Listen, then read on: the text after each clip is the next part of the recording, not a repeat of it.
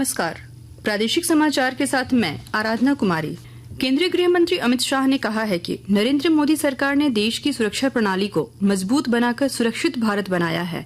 श्री शाह ने मोदी सरकार के तीसरे कार्यकाल के 100 दिन पूरे होने के अवसर पर आज नई दिल्ली में एक संवाददाता सम्मेलन को संबोधित करते हुए कहा कि केंद्र सरकार ने पिछले 10 वर्षों में देश को प्रगति के पथ पर ले जाने के लिए कई कदम उठाए हैं।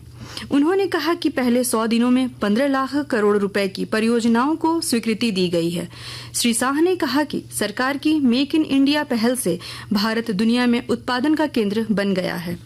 उन्होंने कहा कि आज विश्व के कई देश भारत की डिजिटल इंडिया योजना को समझना और अपने यहाँ लागू करना चाहते हैं।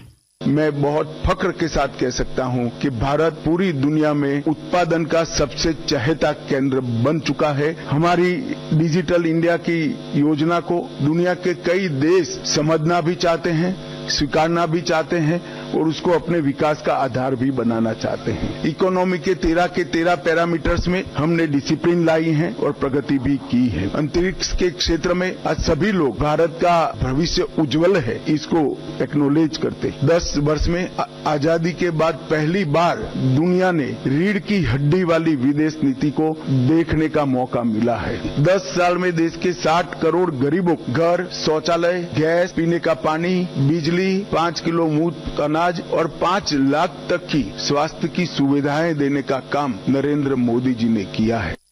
संथाल में बांग्लादेशी घुसपैठ और बदलती डेमोग्राफी मामले पर दायर जनहित याचिका पर झारखंड हाईकोर्ट में आज सुनवाई होगी। Acting chief justice Sujit Narayan Prasad और जस्टिस नारायण अरुण कुमार राय की अदालत में केंद्र की ओर से शपथ पत्र पर दाखिल जवाब पर विस्तृत सुनवाई होगी। राज्य के पूर्व मुख्यमंत्री चंपाई सोरेन ने गृह मंत्री अमित शाह को पत्र लिखा है। उन्होंने आदिवासी हो समाज द्वारा बोली जाने वाली हो भाषा को भारतीय संविधान की 8वीं अनुसूची में शामिल करने का अनुरोध किया है।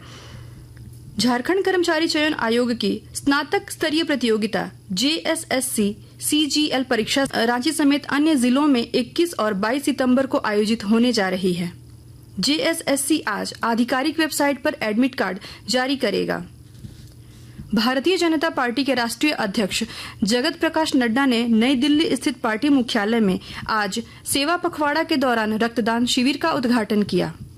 श्री नड्डा ने प्रधानमंत्री नरेंद्र मोदी के जन्मदिन के अवसर पर उनके जीवन पर आधारित एक प्रदर्शनी का भी उद्घाटन किया। रांची में केंद्रीय राज्य मंत्री संजय सेठ के आवास पर भी प्रधानमंत्री के जन्मदिन के मौके पर वृक्षारोपण, रक्तदान शिविर और सफाई कर्मियों के बीच साड़ी और पोषण किट का वितरण किया गया। इस अवसर पर केंद्रीय मंत्री कौशल विकास एवं शिक्षा राज्य मंत्री जयंत चौधरी विशेष रूप से उपस्थित रहे। शिल्प के देवता भगवान विश्वकर्मा की राजधानी रांची समेत राज्य भर में भक्ति भाव से पूजा की जा रही है। इसे लेकर रांची, बोकारो, जमशेदपुर के औद्योगिक क्षेत्र में भगवान विश्वकर्मा की मूर्ति स्थापित की गई है। आकाशवाणी केंद्र रांची में भी भगवान विश्वकर्मा की भक्ति भाव से पूजा की गई है। प्रधानमंत्री नरेंद्र मोदी ने विश्वकर्मा जयंती के अवसर पर देशवासियों को शुभकामनाएं दी हैं। स्वच्छता ही सेवा अभियान की आज से शुरुआत की गई है। यह अभियान 2 अक्टूबर तक चलेगा। इस वर्ष का थीम है स्वभाव स्वच्छता, संस्कार स्वच्छता। इधर आकाशवाणी रांची परिसर में केंद्र निदेशक दुर्गाचरण हेम्ब्रम ने सभी कर्मचारियों को स्वच्छता की शपथ दिलाई। इस अवसर पर उपनिदेशक अभियांत्रिक सह नोडल अधिकारी स्वच्छता अभियान 2024 AP सिंह और अन्य अधिकारी तथा कर्मचारी उपस्थित थे। मौसम विभाग ने झारखंड में लगातार हो रही मूसलाधार बारिश से राहत मिलने की संभावना व्यक्त की है। रांची मौसम केंद्र वैज्ञानिक अभिषेक आनंद ने आकाशवाणी को बताया कि पलामू समेत राज्य के पश्चिमी भाग को छोड़कर अन्य हिस्सों में लगातार बारिश से राहत मिलने की संभावना है।